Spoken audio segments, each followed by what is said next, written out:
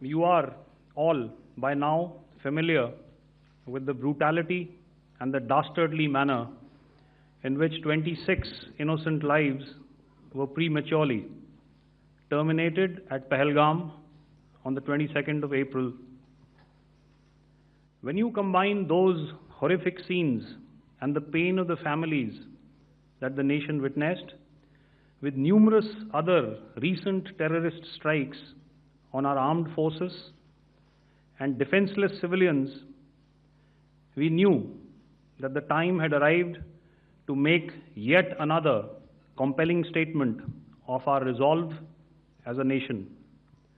Operation Sindoor was conceptualized with a clear military aim to punish the perpetrators and planners of terror and to destroy their terror infrastructure.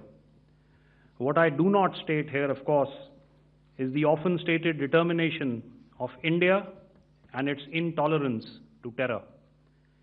It set into motion a very diligent and microscopic scarring of the terror landscape across the borders and the identification of terror camps and training sites.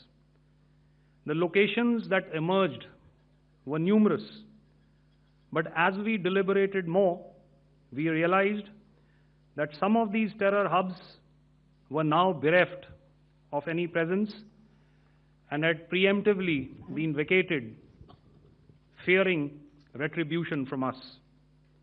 There was also a term of reference and our own binding, self-imposed restriction to target only terrorists and thus prevent collateral damage. There were 9 camps that you are now all familiar with, which were confirmed by our various intelligence agencies to be inhabited. Some of these were in POJK, while there were others that were located in the Punjab province in Pakistan. Nefarious places such as Muridke, the hub center of the Lashkar-e-Taiba, has over the years bred infamous characters such as Ajmal Kasab and the likes of David Headley. What followed was a careful scrutiny of each of these sinister locations, their layout, configuration, even the type of construction in each structure, and the terrain obtained around these. This was with an obvious intent to deduce and identify the exact vector that was required for their neutralization, as also the eyes in the sky that we would send up to ensure that we brought back evidence that we had indeed targeted what we set out to. The precise images of these engagements on that fateful and historical night have already been showcased during the first press statement on the 7th of May that was helmed by our Foreign Secretary.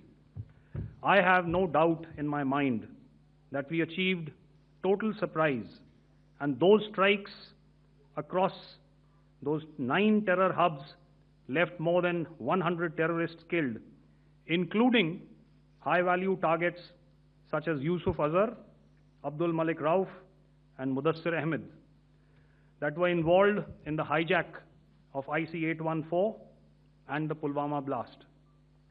The line of control was also violated soon after by Pakistan, and the erratic and rattled response of our enemy was apparent from the number of civilians, inhabited villages, and religious sites such as Gurudwaras that were unfortunately hit by them, leading to a sad loss of lives. The Indian Air Force played a major part in these strikes by engaging some of these camps, and the Indian Navy provided wherewithal in terms of precision munitions. The Indian Air Force obviously had their assets up in the sky, and I will here request Air Marshal Bharti, the Director General of Air Operations, to detail for you the methodology that the men in blue adopted to successfully manifest this mission. Thank you, Rajiv. A very good evening, ladies and gentlemen. It indeed is a difficult time that we have to come here like this and brief you. We could have done without this, but we had no choice. As the DGMO has detailed, the event was precipitated by the dastardly act at Pahalgam. The sequence of events have already been detailed. We carefully selected the targets, and out of the 9 selected targets, the target systems that were given to the Indian Air Force were the notorious training camps at Bhavalpur and Muridke, these being further from the international boundary. Through critical target system analysis, we analyzed what was to be done to annihilate these targets and plan to engage these targets with precision air-to-surface guided munitions so as to avoid collateral damage. The modalities of planning process I will not go through at this instant. However, what I would like to show you is the results that we achieved through our targeted airstrikes. Could I have the second slide, please?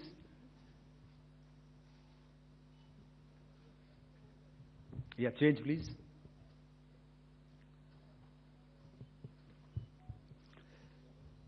Okay. This is what the terror infra at Muridke looks like.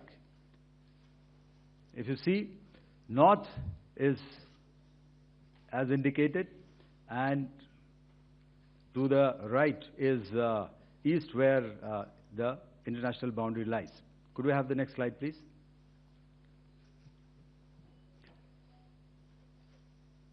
Orientating. Just go back to one slide. Okay. Please have a look at this red building, the series of buildings out here,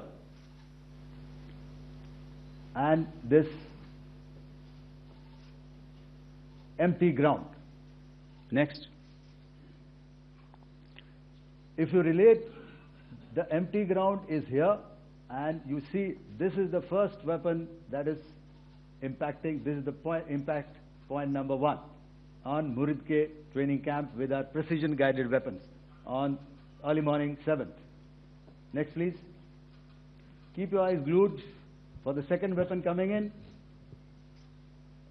and the second impact on the selected target point. Next slide, please.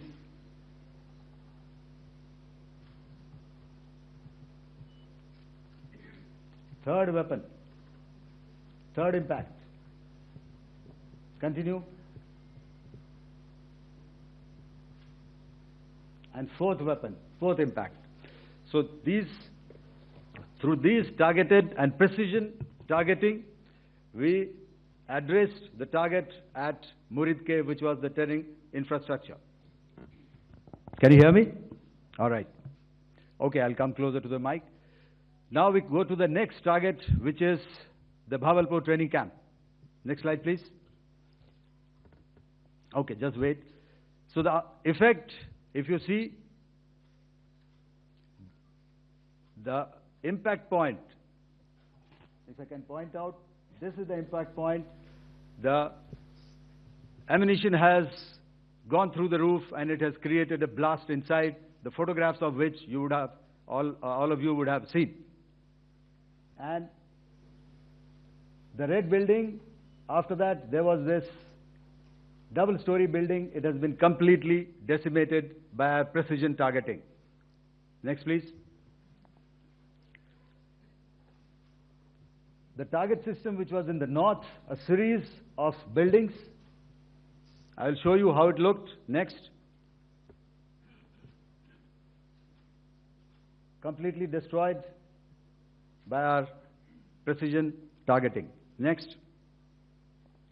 Now coming to Bhavalpur, this is the target complex that we are dealing with, a fairly large target complex. So we had to carefully choose the points that we needed to address, which were high value and which would meet our stated objectives of eliminating the terrorists. I would like to draw your attention to this red canopy, and in relation to that, I would cover the targets. One target system is a series of buildings here, other one here, and other one out here. Next slide, please. This is how it looked before, and this is how the building looked after the impact of the weapon. And orientation in relation to this red canopy, you can see here. Next, please. Before, next, and after. The roofs have completely collapsed. Next. This is the target system. Next. Precision targeting, and we have achieved our objectives here. Next. All right. So that was what we did on the 7th. Our objective was to address these two terrorist camps, and that we did with precision. And thereafter, we maintained a robust air defense posture, because remember, our objective was to target the terrorists and terrorist infrastructure, not any other infrastructure, not the Pakistani military, not the Pakistani any other infrastructure. So that is what we have maintained on the 7th of May. However, what we saw in the evening of 7th of May, we were saturated with a raid of Pakistani unmanned aerial vehicles and small drones. And these came in waves in our civilian areas, over our military installations, and all of them were successfully intercepted. Few of them did manage to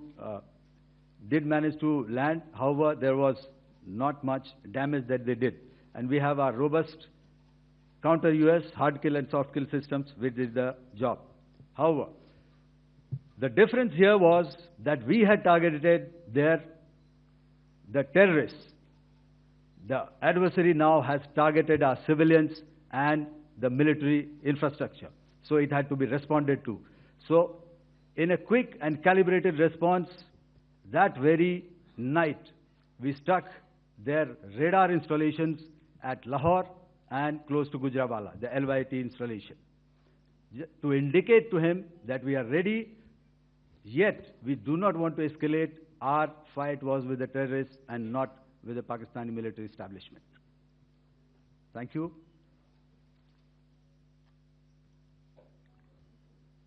Thank you, Air Marshal Bharti. So, ladies and gentlemen, he's outlined operations not only on the night of 6th and 7th of May, when Operation Sindoor commenced, but also on the subsequent night. Being well aware and familiar with the congenital and impulsive nature of our adversary, and even though we did attempt to reach out and communicate our compulsions to strike at the heart of terror to my counterpart in the immediate wake of Operation Sindoor, the request was brusquely turned down,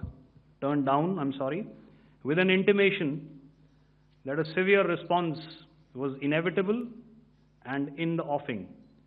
We were, of course, prepared. Operations on the 7th and the 8th, Air Marshal Bharti spoken about. On the night of 8th and 9th of May, they flew drones and aircrafts into our airspace all across the borders and made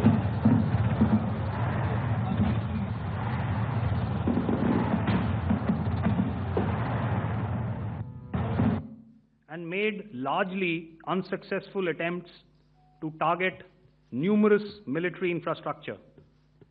Violations on the line of control by Pakistan also commenced yet again and precipitated into fierce arty engagements. The air operations on the night of 8th and 9th of May, I'll yet again request the DG Air Operations to cover.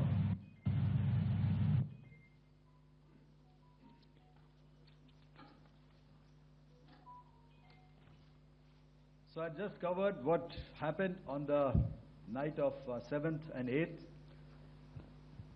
What we found that on the night of 8th and 9th, starting as early as 22:30 hours, our cities had a mass raid of drones, unmanned aerial vehicles, UCAVs, starting right from Srinagar, going down right up to Nalia.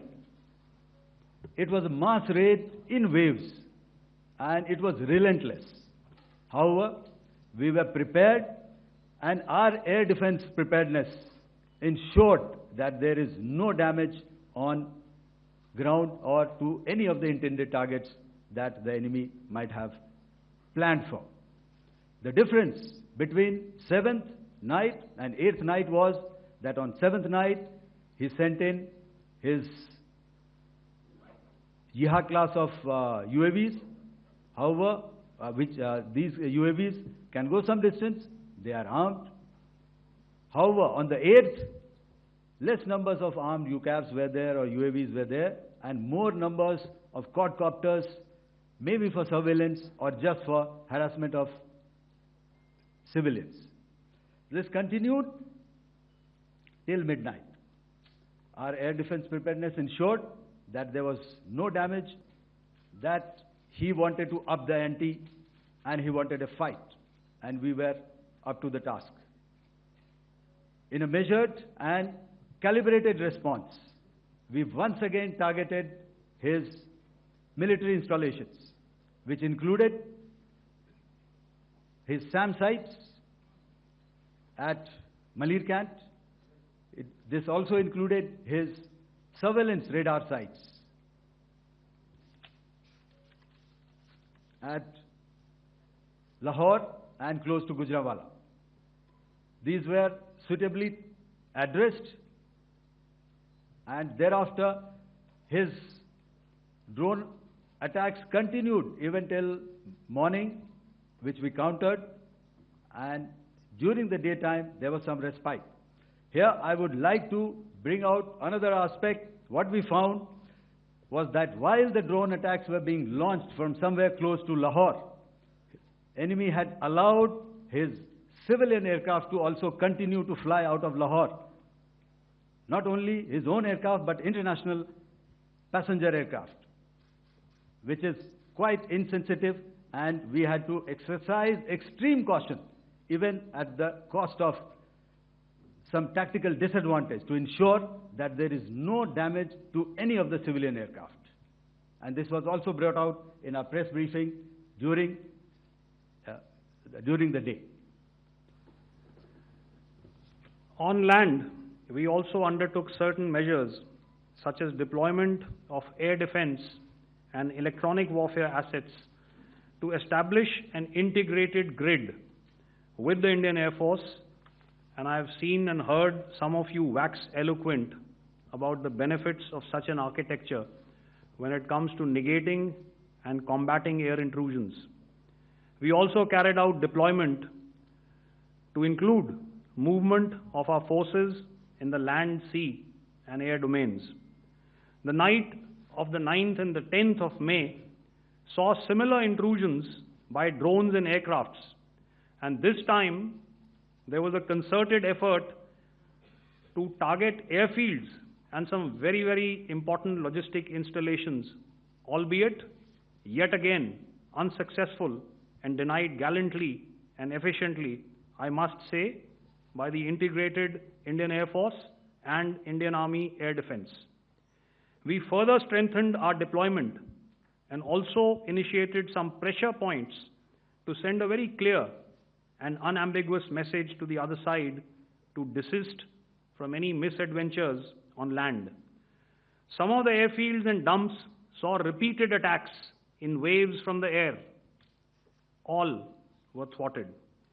The Pakistan Army has reported to have lost approximately 35 to 40 personnel in artillery and small arms firing on the line of control between the 7th and the 10th of May. What the other side had probably also not reckoned with was the speedy and precise turnaround and hit back by the Indian Air Force. And I will yet again ask Air Marshal Bharti to speak about these significant and game-changing strikes. I will thereafter request Vice Admiral Pramod, my colleague and Director General of Naval Operations, to tell us about some very telling naval maneuvers in the Arabian Sea that exerted pressure on the night of 9th and 10th of May. Over to you, sir. Thank you. Commencing about 2000 hours, that is 8 p.m. local time, on 8th of May, several Pakistani unmanned aerial systems, drones, combat vehicles attacked multiple IF bases. These included Jammu, Udhampur, Pathankot, Amritsar, Bhatinda, Nal, Dalhousie, Thois, Jaisalmer, Uttarlai, Falodi, Nalia. These were almost simultaneous and they came in waves.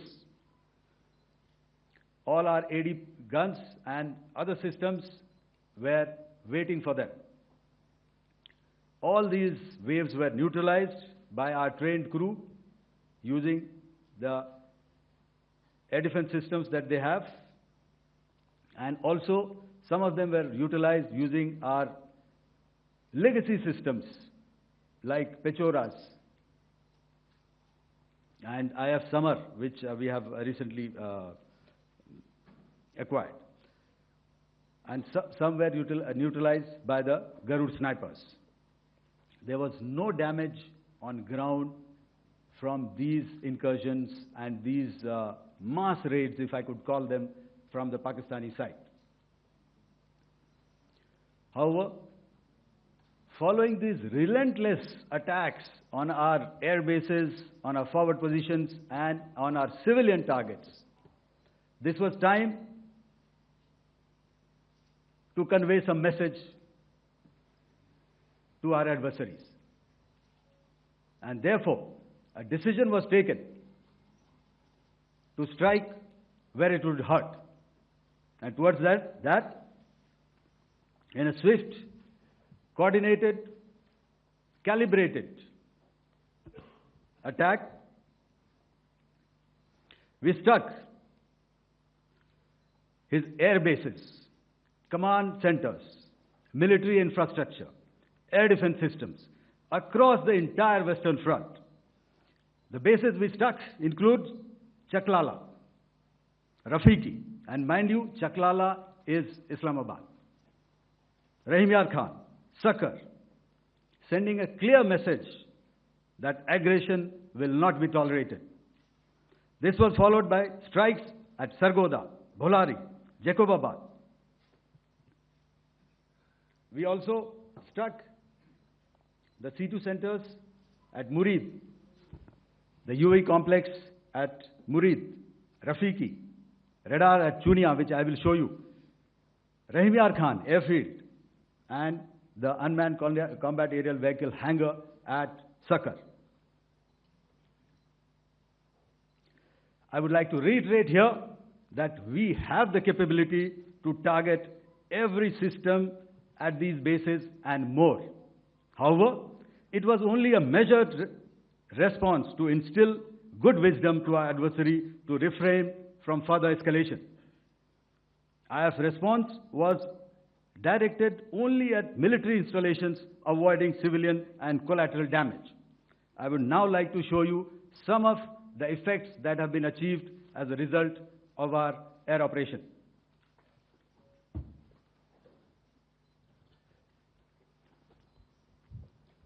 Here is the Pasroor air defense system, if you could see. Zoomed up view, this is the radar mounted on a high tower. And after the strike,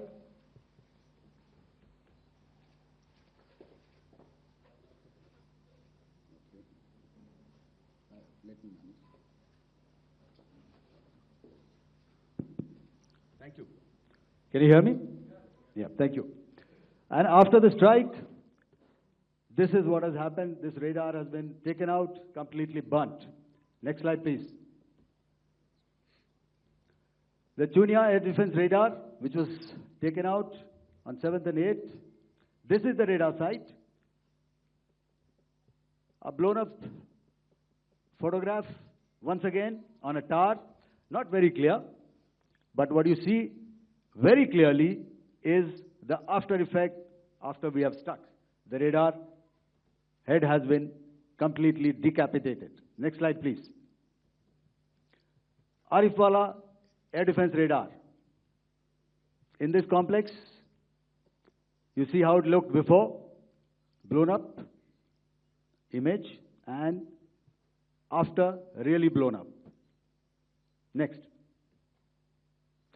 Now coming to Sargodha airfield. Remember, this is one of their important airfields, wherein they have a lot of assets, F-16s, other assets which they keep getting, training institutes. And we have stuck this airfield. It is not, if you zoom in here, then one impact point here on the runway and second impact point of our weapon, precision weapon on the runway. And if you see this blown up, repairing going on. Same here. Next. Raimiar Khan. This is the area we have struck. A deep strike out here and one complex here. So this is how it looked before, and same, you see a big crater, another crater here, and this complex, after strike, neutralized. Next. Chaklala airfield, Noor Khan, once again a major air base, a lot of their logistic assets out here. This was the chosen complex that we intended to strike and convey a message. Next slide, please. This is how it looked before, and this is how it looked after our strike. Next.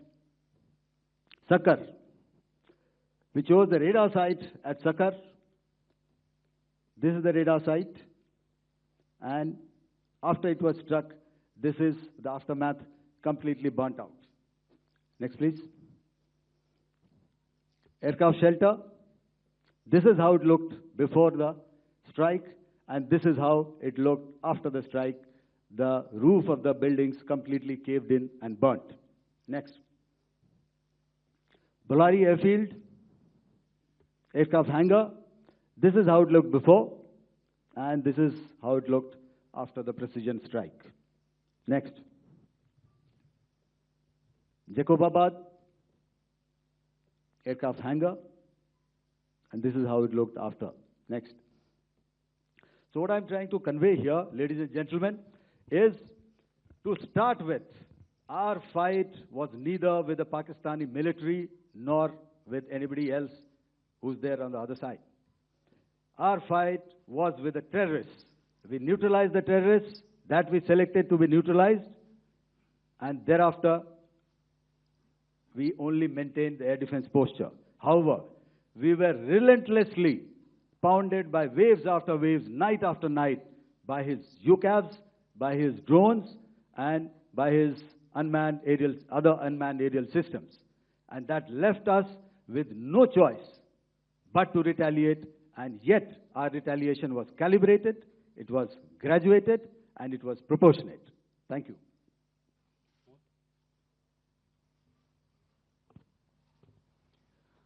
Good evening, ladies and gentlemen. In the aftermath of the cowardly attacks on innocent tourists at Pahalgam in Jammu and Kashmir by Pakistani-sponsored terrorists on 22nd April, the Indian Navy's Carrier Battle Group, surface forces, submarines, and aviation assets were immediately deployed at sea with full combat readiness in concert with the Joint Operation Plan of the Indian Defence Forces. You may be aware that we tested and refined tactics and procedures at sea during multiple weapon firings in the Arabian Sea within 96 hours of the terrorist attack. The aim was to revalidate our crew, armament, equipment, and platform readiness to deliver various ordnance on selected targets precisely. Thereafter, our forces remained forward deployed in the Northern Arabian Sea in a dissuasive and deterrent posture with full readiness and capacity to strike select targets at sea and on land, including Karachi at time of our choosing. The forward deployment of the Indian Navy compelled Pakistani naval and air units to be in a defensive posture, mostly inside harbors or very close to the coast, which we monitored continuously. The Indian Navy maintained seamless maritime domain awareness throughout the duration and was entirely aware of the location and movement of Pakistani units. In effect, we had and continue to have good battle space transparency using our maritime domain awareness grid. As you are aware, our response has been measured, proportionate, non-escalatory, and responsible from day one. Accordingly, the calibrated approach considered all options, including the ability of the Indian Navy for offensive action from and at sea. As part of this escalation control mechanism, the application of force by the Navy was planned in a synchronized manner in coordination with the Army and Air Force, the highlight being teams from the three services working closely in an integrated manner. Along with the kinetic actions by the Indian Army and Indian Air Force, the overwhelming operational edge of Indian Navy at sea contributed towards Pakistan's urgent request for a ceasefire yesterday. As we speak, Indian Navy remains deployed at sea in a credible deterrent posture to respond decisively to any inimical action by Pakistan or Pakistan-based terrorists. Thank you. Samno Varna, Jai Hind. Now I'll hand over to Director General Military Operations for further proceedings. Ladies and gentlemen, on the 10th of May, in the morning, even as we were getting into a huddle to wargame the events of the previous night, a routine exercise, I received a message on hotline from my counterpart in Pakistan seeking my willingness to communicate. Since our initial aim was to strike at terror camps, and all our actions in the subsequent days were in response to the intrusions and violations by the Pakistan Air Force and its army, it was decided that I would indeed speak with my counterpart. You are already aware, I've seen it being covered on national television, that my communication with the Pak DGMO was conducted at 15:35 hours yesterday and resulted in cessation of cross-border firing and air intrusions by either side with effect from 1700 hours, 10th of May, after he proposed that we cease hostilities. We also decided to further speak on the 12th of May, that's tomorrow, at 1200 hours, to discuss the modalities that would enable the longevity of this understanding. However, disappointingly, and must I add, expectedly, it took only a couple of hours for the Pakistan Army to violate these arrangements by cross-border and across the line of control firing, followed by drone intrusions across the expanse of the Western Front through last night and in the early hours of the morning today. These violations were responded to robustly and dealt with as they must be. We have earlier today sent another hotline message to my counterpart highlighting these violations of the understanding between the DGMOs on the 10th of May, and our firm and clear intent to respond to these fiercely and punitively, if repeated tonight, subsequently, or later. In this regard, I must inform all of you that the Chief of Army Staff has earlier today conducted a security review and has granted full authority to our Army commanders for counteractions in the kinetic domain in case of any violation by Pakistan. In the end, I pay my solemn homage to my 5 fallen colleagues and brothers from the armed forces and civilians who have tragically lost their lives in Operation Sindoor. Our hearts go out to the bereaved families, and we express our solidarity to them in this lifetime and beyond, at this grave juncture in their lives. Their sacrifices shall always be remembered and spoken of in glowing terms by a grateful nation.